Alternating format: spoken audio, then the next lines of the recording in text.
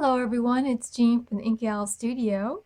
I have finally finished the little no-sew envelope journal, and when I went to decorate the cover, I felt like I didn't want to put too much on there because I really love the digital and how this looks. And I'll link down below where the digital is from. It's from Ephemera's Garden.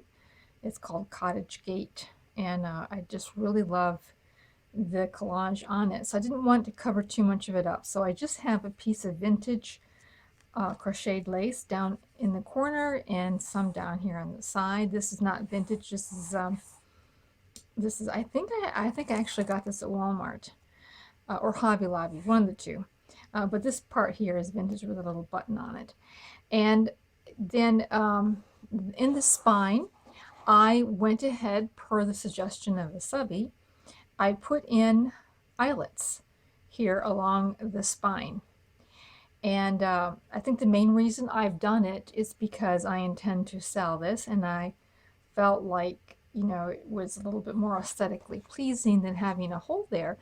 But actually, if this was for myself, I don't think I would have done it because I don't feel like it really absolutely needed it, but it does look nice, I have to say. And so I also went ahead and tied on some sari silk into these little eyelets here.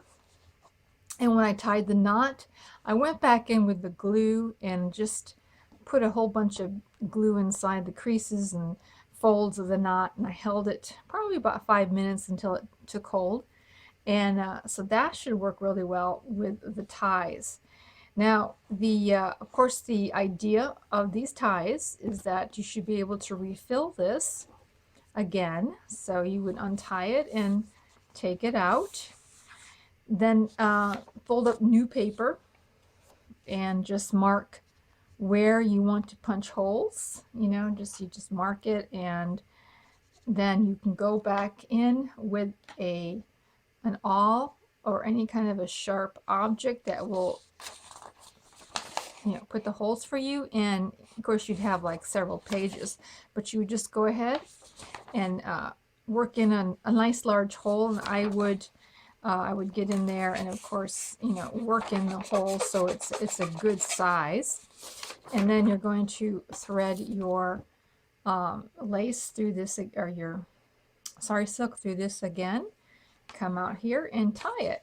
So I'm just giving that instruction to someone who didn't happen to see the video on how I assembled this, but I will link down below the assembly of this little journal so that you can see how the papers were added.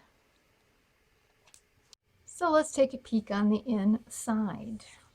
This journal is 6 by 9 and there are 40 pages both sides. Just to get that fact out there. And so here are those lovely digital papers. Just absolutely love them. Some tea-stained ledger paper. And here is our first tattered pocket. And so to decorate that pocket further, I have some ephemera from Tim Holtz, and that's what these flowers are. And I just added a little bit of tea-stained cheesecloth, and actually that is really, for me, it's a staple, because sometimes you will look at something and you'll go like, it needs something but not too much because there's a lot going on here, and cheesecloth is usually the answer. At least I have found it to be true. So I have in here some little journaling cards, and this is a little envelope with a little journaling card here on the inside, and this is from my porch prints, I'm pretty sure. So I tried to pick up the yellow that was up here inside the pocket and such. Kind of like tried to mimic those flowers with this little violet flower down here. And that's why I chose that one.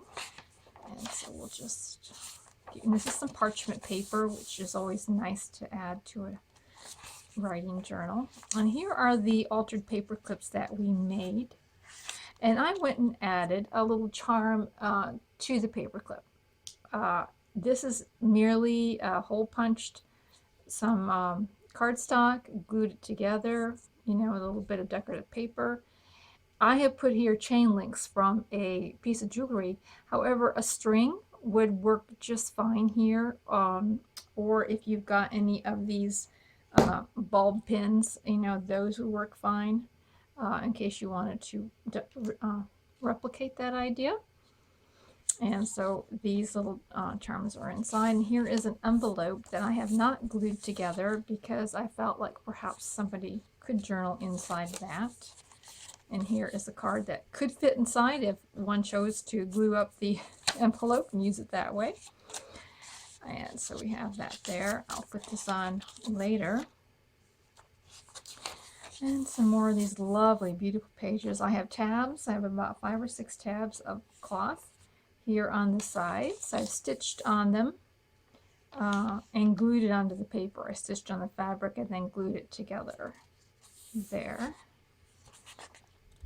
And here's some more pages. Love this centerpiece. It's just when I saw this, I go, this needs to be in the center because it's like a complete collage, right? And go back over here, and here's another one of those altered paper clips. And here is the little charm I put onto him, little green butterfly. And it's holding a couple of love hollyhocks. I mean, they are one of my favorite flowers. With the little journaling cards there. And we'll come on inside. Here's the other altered pocket, and I put some cheesecloth again. And these Tim Holtz ephemera pieces, they're like the paper dolls. They're really like a cardboard, so they hold up really, really nice. And here are journaling cards for this is like a front of a book. That is so cool. I really love this. Is part of the kit. And I glued some paper on the back, and that's a journaling card there. But I did make a book, actually. So just took a piece of cardstock and folded it in half. I sewed in some, with a machine, I sewed in some paper. Put a little bit of cloth here on the side, a little muslin. I just glued it over the spine area, and so that is a nice little book to be used. You know, I tried to pick up the rosy shade. There's like this rosy shade in here I thought was echoed inside the flower, and you know, the pink that's inside that little booklet. And some more paper and pages.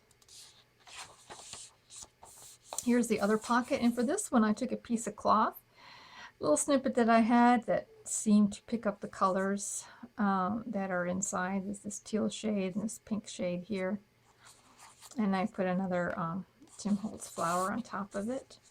And then here is an envelope as well with some journaling cards, and this is part of the kit here. So there we go. And coming over to just about to the end. I mean, this is such a cheerful little journal. It just makes me want to write in it. And I took one of their tags and put a string on it.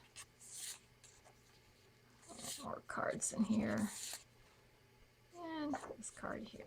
There we go, inside of our lace pocket. So that is all very nicely done. And here is the back. Now, I will say, if you have done this video and made one of these journals, I would just love, love, love to see a picture of it.